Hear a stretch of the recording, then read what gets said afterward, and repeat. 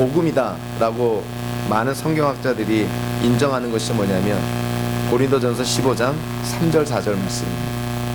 최초의 복음, 초대교회 이 당시에 전해진 최초의 복음, 그 고린도전서 15장 3절 4절의 핵심이 뭐냐면 네 가지 중요한 사건으로 이렇게 보여집니다. 첫째, 예수님은 죽으셨다.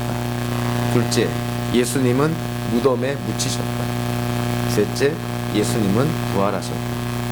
그리고 넷째, 부활하신 예수님이 사람들에게 나타나셨다.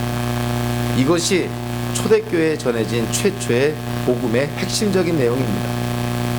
다른 말로 하면 여러분들이 이 네 가지 사건을 믿지를 못한다면 여러분들은 복음을 받아들인 것도 아니고 여러분들은 구원을 받은 것도 아닌 것이죠. 예수님이 우리를 위해서 죽으셨고 실제로 무덤에 장사가 되었고 3일 만에 부활하셨고 부활하신 예수님이 40일 동안 이 지상에 계시면서 수많은 사람들에게 직접적으로 나타나셨다는 그 역사적인 사실들을 우리가 받아들일 때 그것이 복음의 핵심이라는 것이죠. 그 가운데서 사도 바울이 고린도전서 15장 3절 4절에서 특별히 강조한 사건이 두 개의 사건입니다. 어떻게 강조를 했냐면 이 두 개의 사건은 고린도전서 표현대로 하면 성경대로, 좀 풀어서 설명하면 구약의 예언대로, 하나님의 약속대로, 성경대로 이 두 개의 사건이 일어났다는 것입니다. 우연히 일어난 것도 아니고 마지못해 예수님이 이렇게 허락한 것도 아니고 하나님의 약속 가운데, 예언 가운데 일어난 사건, 그 두 개의 사건이 뭐냐면 바로 예수님의 죽음과 예수님의 부활이라는 것입니다. 복음의 가장 핵심이 예수님의 죽음과 부활이라는 것이죠. 그 중에서도 사도 바울이 오늘 이 BC의 안디옥의 유대인들과 이방인들에게 강조한 사건이 뭐냐면 다름 아닌 예수님의 부활입니다. 예수님의 죽음 때문에 우리가 구원을 받았지만 우리가 구원받았다는 사실을 증명해주는 사건이 예수님의 부활이라는 것이죠. 그래서요, The Passion of the Christ라는 영화를 제작한 멜 깁슨이라는, 이 멜 깁슨은 캐톨릭 신자로 알려져 있습니다. 이 멜 깁슨이 기자로부터 질문을 받았죠. The Passion of the Christ의 마지막 장면이 십자가에서 예수님의 죽음 장면이 아니라 예수님의 부활 장면입니다. 그래서 기자들이 묻습니다. 아니, 제목은 The Passion of the Christ, 예수님의 고난인데 왜 부활 장면이 영화의 맨 마지막 장면입니까? 여기에 대해서 멜 깁슨이 이렇게 대답을 합니다. 예수님의 부활을 믿지 않는다면 우리의 믿음은 죽은 것입니다. 예수님의 부활이 없는 예수님의 고난 사건은 완성될 수 없고 의미도 없습니다. 예수님의 부활이 없는 십자가의 사건은 의미가 없다는 것이죠. 예수님의 십자가의 사건이 우리에게 의미가 있다는 것을 증명해 준 사건이 바로 예수님의 부활이라는 사건이라는 것입니다. 그래서 오늘 보면 32절로부터 37절까지 예수님의 부활을 사도 바울이 특별히 강조를 합니다. 구약에서 세 개의 성경 본문을 인용을 하면서 시편 2편 7절에서는 예수님이 바로 그 메시아 그리스도라는 것을 시편 2편 7절에서 이미 예언했다는 것을, 그리고 예수님이 그 예언의 성취라는 것을 말씀하고 나서요, 이사야서 55장 3절과 또 시편 16장 10절을 통해서 사도 바울이 이 두 개의 구약 성경을 인용을 하면서 예수님의 부활을 강조를 합니다. 그러니까 예수님의 부활은 그냥 우연히 일어난 일이 아니라 우리의 구원을 위해서 하나님께서 예정하시고 계획하신 사건이라는 거예요. 시편 2편 7편, 그리고 시편 16편 10절, 그리고 이사야서 55장 3절, 이러한 구약 성경뿐만이 아니고 실제로 오늘 본문에서 사도 바울이 여러 구절에서 예수님의 부활을 강조합니다. 자, 33절 한번 볼까요? 하나님께서 예수를 일으키셔서, 일으키다, 당연히 부활을 의미하는 것이죠. 34절에 하나님께서 그를 죽은 사람들 가운데서 살리시고, 부활을 의미합니다. 37절에 그러나 하나님께서 살리신 분은, 즉 하나님께서 부활시킨 분, 예수님의 부활을 의미하는 것이죠. 그리고 앞에 30절에서도 그러나 하나님께서 예수를 죽은 사람 가운데서 살리셨습니다.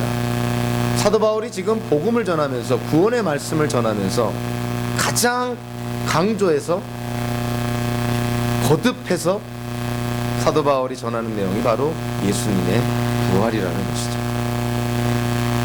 예수님의 부활이 없는 예수님의 죽음은 의미가 없다는 것입니다. 즉 예수님의 부활로 말미암아 예수님의 죽음으로 우리에게 주어진 그 구원의 그 모든 그 약속의 성취들이 실질적으로 의미가 있고 사실이고 증명이 되었다는 것이죠. 사도 바울은 지금 사도 바울의 선포, 구원의 말씀, 이 설교를 듣고 있는 유대인들과 하나님을 두려워하는 이방인들에게 촉구합니다. 항상 복음은 두 가지 양면성이 있는 것이죠. 축복의 말씀이기도 하고 저주와 징계의 말씀이기도 합니다. 복음은, 예수님은 우리에게 생명을 가져다주는 향기로운 냄새가 되기도 하지만 우리에게 죽음을 가져다주는 사망의 냄새가 되기도 하는 것이죠. 왜냐하면 선포된 복음을 믿는 자에게 38절과 39절에 보니까 사도 바울이 예수님을 믿으면 여러분들이 죄사함을 받습니다. 그리고 여러분들 의롭게 됩니다. 모세의 율법, 구약의 율법으로 할 수 없었던 일을 예수님의 죽음으로 말미암아 여러분들이 그 예수님을 믿는다면 그 예수님 때문에 여러분들이 하나님 앞에 죄 없다, 의롭게 된다는 것이죠. 여기에는 당연히 다른 경우가 또 주어지죠.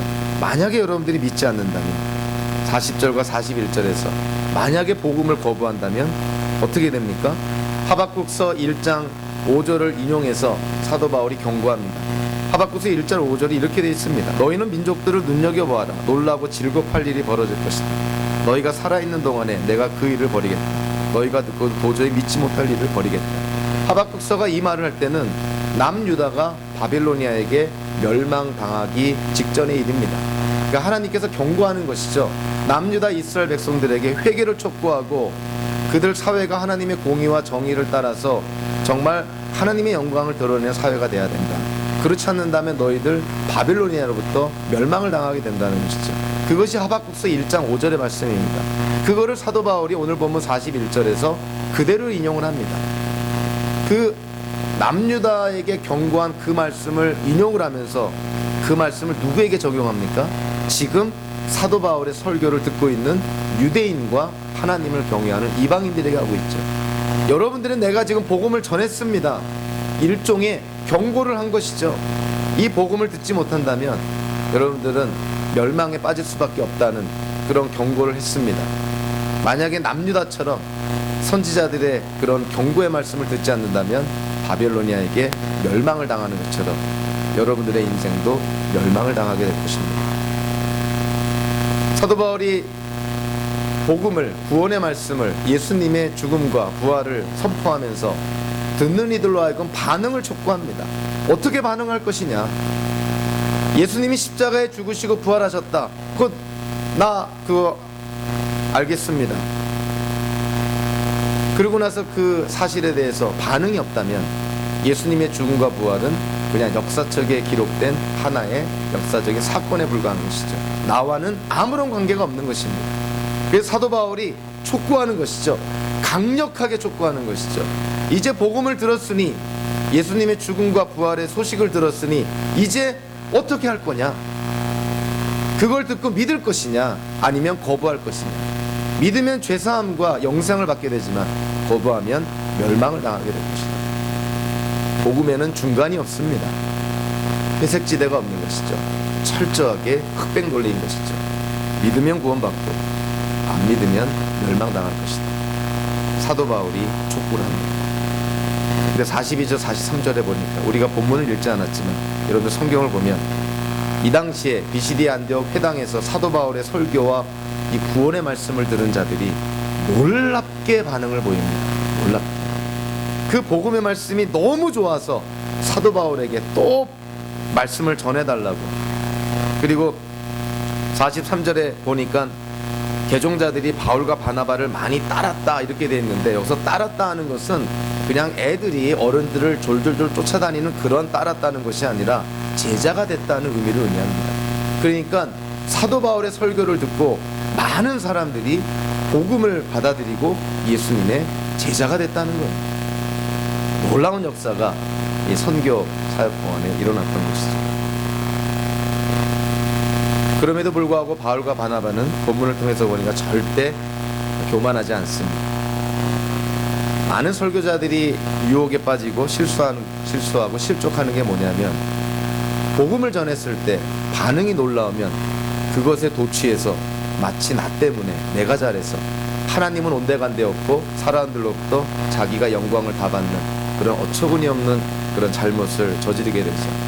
근데 오늘 본문에 나타난 바울과 바나바, 그 수많은 사람들이 복음을 듣고 예수님의 제자가 되는 놀라운 역사가 있음에도 불구하고 43절에서 바울과 바나바가 그들을 권면합니다. 하나님의 은혜에 머물러 있으라. 복음이 하나님의 은혜 가운데 우리에게 주어졌고, 여러분들이 복음을 받아들인 것도 하나님의 은혜 가운데 복음을 받아들인 것이고, 그리고 여러분들이 복음을 받아들여 구원과 영생을 받는 것도 하나님의 은혜로 주어진 것이니, 여러분들 앞으로 하나님의 은혜에 머물러 있어야 됩니다. 참 바울과 바나바가 훌륭한 것이죠. 철저하게 하나님 중심적인 것이죠. 그들은 복음을 전하는 하나님의 스피커의 역할을, 대변인의 역할을 감당한 뿐이지 모든 영광을 다 하나님께 돌립니다. 우리의 삶도 그렇게 돼야 된다는 것이죠. 우리는 오늘 본문을 통해서 사도 바울의 설교를 통해서요, 예수님의 십자가의 죽음으로 구원의 여러 측면들, 하나님이 우리에게 약속한 그 여러 측면들이 실제로 우리에게 이루어지고 주어졌구나. 우리는 예수님의 십자가의 죽음으로 말미암아 죄로부터 우리가 구출을 받았구나. 우리는 죄인에서 우리가 해방이 되었구나. 하나님께로부터 더 이상 정죄받지 않는구나. 하나님의 진노를 받지 않게 되었구나. 이제는 하나님을 창조주 하나님 정도가 아니라 나의 아버지라 부르는 하나님과 화목하게 되었구나. 예수님의 십자가의 죽음은 바로 이와 같은 것들을 우리에게 허락한 사건입니다. 그 사건이 사실이라고, 그 사건이 실제로 우리에게 일어났다고 증명된 사건이 바로 예수님의 부활이라는 것이죠. 그래서 로마서 4장 25절에 사도 바울이 이렇게 표현합니다. 예수는 우리의 범죄 때문에 죽임을 당하셨고 우리를 의롭게 하시려고 살아나셨습니다. 그래서 고린도전서 15장에서 사도 바울이 이렇게 강조하죠. 만약에 예수님께서 살아나지 않으셨다면 우리의 선포, 즉 사도들의 선포도 헛되고 여러분들 고린도 교회 성도 여러분들의 믿음도 헛된 것입니다. 더군다나 예수님이 살아나지 않으셨다면 여러분의 믿음이 헛된 것이니 여러분은 아직도 죄 가운데 있는 것입니다. 예수님의 부활이 없는 죄 용서나 의로움은 우리에게 주어지지 않는다는 것이죠. 그래서 예수님의 죽음과 부활은 항상 같이 갑니다. 성금요일과 부활절이 항상 같이 갑니다. 분리해서 생각할 수가 없는 것이죠. 예수님의 죽음으로 우리에게 구원이 주어졌다면 그것을 증명한 사건이 부활이라는 것이죠. 만약에 부활이라는 사건이 없다면 예수님의 죽음은 우리에게 아무런 의미가 없게 된다는 것입니다. 로마서 4장 18절부터 25절까지요, 사도 바울이 아브라함의 예를 들면서 예수님의 부활을 강조합니다. 여러분들 나중에 로마서 4장 18절부터 25절까지를 꼭 한번 정독하면서 묵상해 보시기 바랍니다. 아브라함의 몸, 사라의 몸, 그들은 이제 나이가 먹어서 아이를 낳을 수 없는 죽은 몸이었습니다. 이제는 자식을 생산할 수 없는 몸이었죠. 자, 그런데 그런 아브라함에게 하나님께서 약속한 것이 있습니다. 내 몸에서 나온 자식, 이게 뭐 입양한 자식이 아니라 어디서 데려온 자식이 아니라 정말 내 몸에서 난 자식, 내 몸에서 태어날 자식, 그 자식을 통해서 자손들이 하늘의 별처럼 바다의 모래알처럼 많아지게 될 것이다. 아브라함과 사라가 이미 자기네들이 늙어서 더 이상 아이를 낳을 수 없는 그런 생물학적으로 죽은 몸이라는 사실을 알면서도 아브라함은 그 하나님의 약속을 믿습니다. 하나님이 아브라함의 그 믿음을 의롭게 여깁니다. 세상 사람들이 믿을 수 없는 내 약속을 네가 믿다니. 그래서 하나님이 아브라함을 의롭게 여겨줍니다. 그리고 나서 아브라함의 믿음이, 그리고 하나님께서 그를 의롭게 여기셨다는 것이 사실이라는 걸 증명한 사건이 뭡니까? 아브라함과 사라의 몸에서 이삭이 출생한 것이죠. 즉 죽은 몸에서 생명이 나온 것입니다. 하나님이 증명해 주신 거야. 아브라함, 네가 내 약속을 믿었냐? 내가 너를 의롭게 했다. 그거를 증명한 사건이 뭐라는 거예요? 이삭의 탄생이라는 거예요. 이삭의 탄생을 통해서 하나님께서 아브라함을 의롭게 해주셨다는 것이 증명이 되었다는 것이죠. 이 사건을 사도 바울이 기독교인들에게 적용을 합니다. 우리 기독교인들이 어떠한 사람들입니까? 죄인들이었죠. 죽을 수밖에 없는 사람들이었죠. 우리가 하나님의 약속을 믿습니다. 예수님을 믿으면 죄사함을 받고 너희가 의롭게 될 것이다. 하나님의 약속인 것이죠. 그 하나님의 약속이 증명된 사건이 뭡니까? 죽은 예수 그리스도를 부활하신 사건이라는 거예요. 죽은 자에게서 생명이 나왔다는 것입니다. 그래서 예수님의 부활은 마치 하나님께서 이삭을 출생시킴으로 말미암아 아브라함에게 한 약속이 사실인 것을 증명한 것처럼 예수님의 부활은 하나님이 우리에게 주신 약속이 사실이라는 것을 증명한 사건이라는 거예요. 그래서 로마서 4장 25절에서 사도 바울이 결론을 내립니다. 예수님의 죽음은 우리의 죄 때문에 죽으셨지만 예수님의 부활은 우리를 의롭게 하시려고 부활하신 것입니다. 우리는 둘 중에 하나입니다. 예수님의 죽음과 부활을 다 믿던, 아니면 예수님의 죽음과 부활을 다 믿지 않던. 목사님, 저는 예수님의 죽음은, 십자가의 사건은, 그 죽음을 믿는데요, 예수님의 부활은 도저히 못 믿겠어요. 결국은 그것은 자기에게 아무런 의미가 없는 것입니다. 예수님의 죽음과 예수님의 부활은 항상 같이 갑니다. 예수님의 부활이 없는 예수님의 죽음은 우리에게 의미가 없습니다. 예수님의 죽음이 우리에게 구원을 가져다 주었다는 것은 예수님의 부활이라는 사건으로 우리에게 증명이 되었다는 것이죠. 우리가 예수 믿고 죄로부터 우리가 구출을 당하고 죄인으로부터 우리가 죄인에서 이제는 해방이 되었고 하나님께 정죄받지 않고 하나님의 진노를 피하게 되었고 이제는 하나님과 화목하게 된 존재가 되었다는 사실, 그 복된 사실, 그 복음, 그것이 사실이라는 것을 어떻게 증명합니까? 여러분들 어떻게 대답해야 됩니까? 그거를 증명한 사건이 예수님의 부활입니다. 그래서 저와 여러분들 예수님의 부활을 통해서 예수를 믿는 우리가 죄사함과 의롭게 되었다는 것을, 구원과 영생을 받았다는 사실을 여러분들 확신하고 남은 인생 하나님 안에서 담대하게 살아가시기를 주님의 이름으로 축원합니다. 기도하겠습니다. 고마우신 하나님, 예수님의 죽음과 부활, 결국 예수님이 우리에게 복음 그 자체임을 깨닫게 됩니다. 예수님의 부활이 없는 예수님의 죽음이라는 것이 우리에게 하등의 의미가 없다는 것도 또 절실하게 깨닫게 됩니다. 우리가 예수 믿고 죄사함과 의롭게 되었다는 사실이 바로 예수님의 부활을 통해서 우리에게 증명이 되었다는 사실을 깨닫게 하여 주심에 감사를 드립니다. 예수님의 죽음과 부활을 믿는 우리 모두가 구원의 확신을 갖고 남은 인생 하나님과 친밀하게 동행하며 하나님의 영광을 드러내는 귀한 삶을 살 수 있도록 인도하여 주시옵소서. 예수님의 이름으로 기도하옵나이다. 아멘. 오늘은 그냥 앉아 계신 채로 우리 살아계신 주 우리 함께 찬양하겠습니다. 우리 가사를 잘 생각하면서 함께 찬양하겠습니다.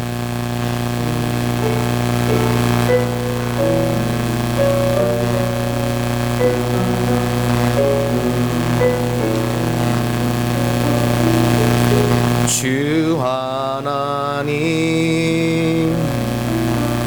독생자 예수 날 위하여 오시었네. 내 모든 죄 용서하시고 죽음에서 부활하신 나의 구세주,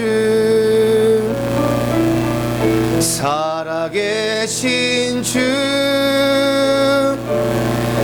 나의 참된 소망 걱정 근심 전혀 없네. 사랑의 주네 갈 길 인도하니 내 모든 삶의 기쁨 늘 충만하네. 주 안에서 거듭난 생명 도우시는 주의 사랑 참 기쁨과 확신 가지고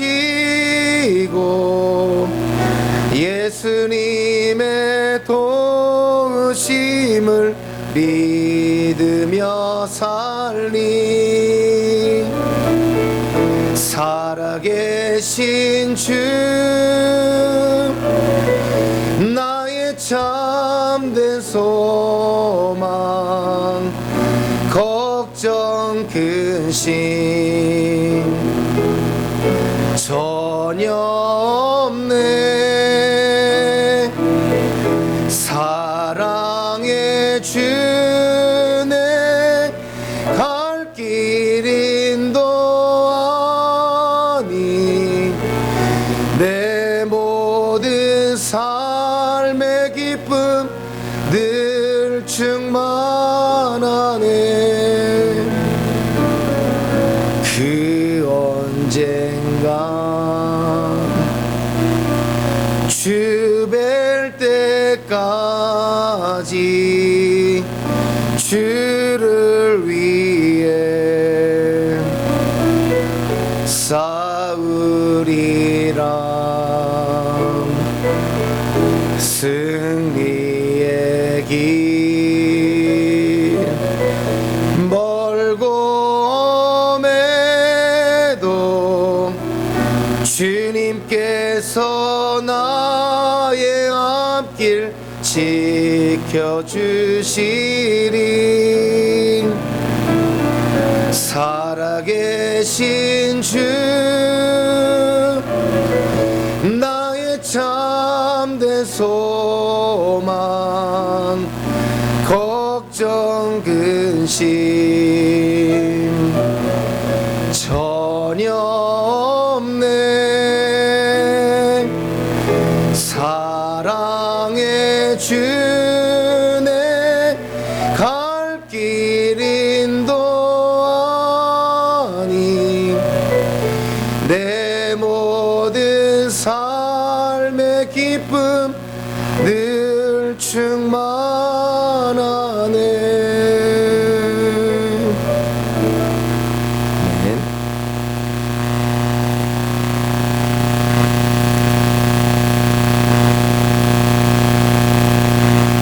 우리 지금부터는 우리 안수 집사 임직식을 거행하도록 하겠습니다. 우리 한 30초만 쉬도록 할까요? 우리 30초만 잠깐 우리 좀 브레이크하고 30초 후에 우리 안수 집사 임직식 거행하도록 하겠습니다.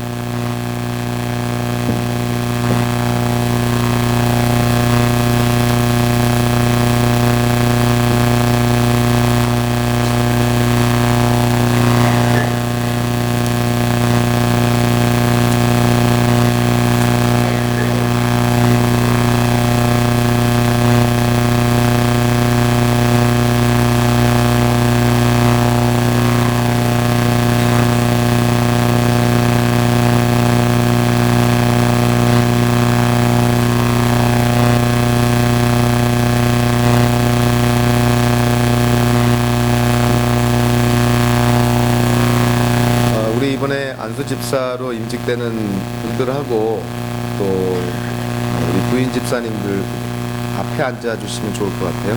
이따가 좀 나오셔야 될 순서가 있는데 앞으로 좀 나와서 앉아 주시기 바랍니다. 이왕이면 부부끼리 같이 앉으시면 좋을 것 같습니다.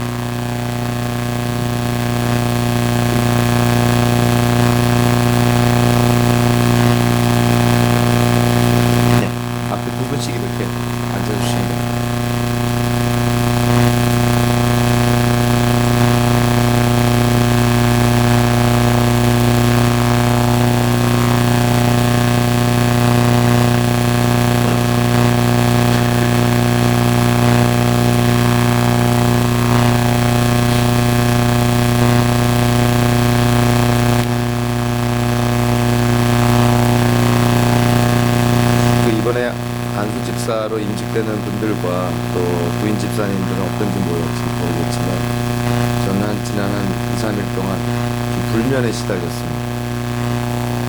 아마 들떠서 그런 것 같아요. 속도 굉장히 안 좋아. 여기 앉아 계신 분들은 별로 그렇지 않은 것 같아요. 그죠? 얼굴들이 다 좋으신 거 보니까 편안한 마음으로 지내셨던 것 같습니다. 저는 너무 좋아서 좀 들떠 있었습니다. 교회적으로는 너무나 기쁘고 감사한 그런 날이고요. 또 우리 임직받는 분들뿐만이 아니라 함께 이 자리에 계신 회중들도 아마 인생 속에 참 좋은 하나의 기억이 되지 않을까 그렇게 생각합니다.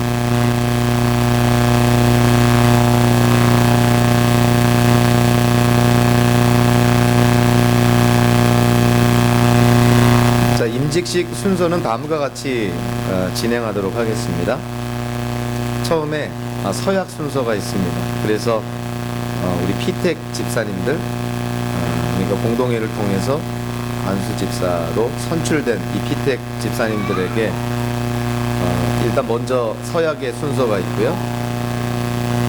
그리고 회중에게 또 서약의 순서가 있습니다. 그래서 피택 집사들과 회중에게 서약의 순서를 한 후에 우리 피택 집사님들 강단에 올라와서 이렇게 무릎 꿇고 있을 때 안수 기도의 순서가 있습니다. 안수 기도가 끝나고 보통 이제 당회원들이 많을 경우에는 악수대라 그러죠. 그렇게 악수를 이렇게 하는데 저희는 뭐 당회가 없으니까 한은진 목사님하고 저하고 대표를 인사하도록 하고요. 자, 그리고 나서 공식적으로 이제 안수 집사 임직된 분들을 향해서 공포의 시간이 있습니다. 이 두려움의 공포가 아니라 이 공포, 이 공식적으로 이렇게 선포한다 하는 것이죠. 그래서 공포하고 나서요. 그래서 교회에서 준비한 또 선물인 임직회와 그리고 꽃다발 증정의 시간이 있습니다. 그리고 오늘 임직된 우리 집사님들과 회중들을 대상으로 권면의 말씀이 주어지는데 한은진 목사님께서 권면의 말씀을 해주십니다. 그 권면의 말씀이 끝나고 나서 우리 세 분의 피택 집사님들 가운데서 대표로 박병권 집사님이 답사를 해주십니다. 그리고 나서 축도와 광고로 모든 순서를 마치게 됩니다. 생각보다 시간은 많이 걸리지 않고요. 여러분들 참 너무나 교회적으로 우리가 함께 축하할 그러한 일이니까 여러분들 기쁜 마음으로 동참해 주시기 바랍니다. 자, 그럼 먼저 우리 서약하는 시간부터 갖도록 하겠습니다. 우리 김혜중 집사님, 박병원 집사님, 연영훈 집사님 가나다 순으로 이렇게 거기에 서주시고요.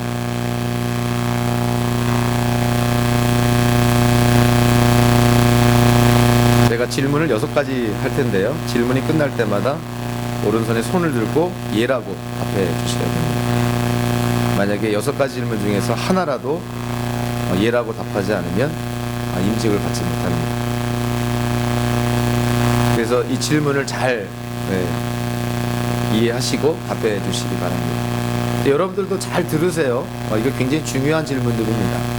교회의 직분자가 되는 것, 안수 집사님 되는 게 아무나 되는 게 아니기 때문에 여기 나와 있는 질문들에 분명히 신앙 고백적인 답이 있어야 되는 것이죠.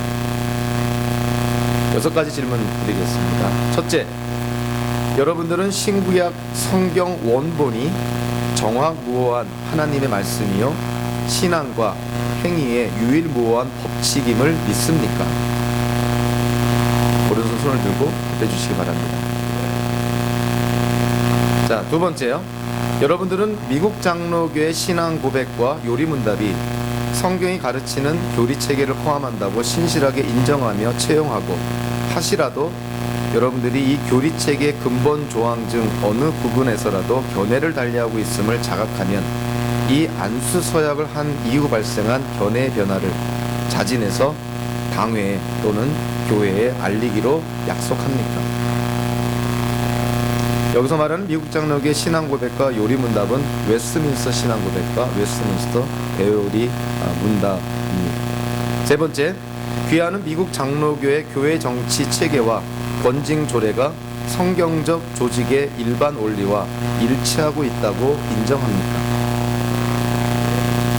네 번째, 귀하는 여러분들은 이 교회에서 안수 집사의 직책을 수락하며 그 모든 의무를 성실히 이행하고 하나님의 은혜로 복음을 생활화하고 하나님이 귀하를 직원으로 세우신 이 교회 앞에서 모범을 보이도록 노력할 것을 약속합니까?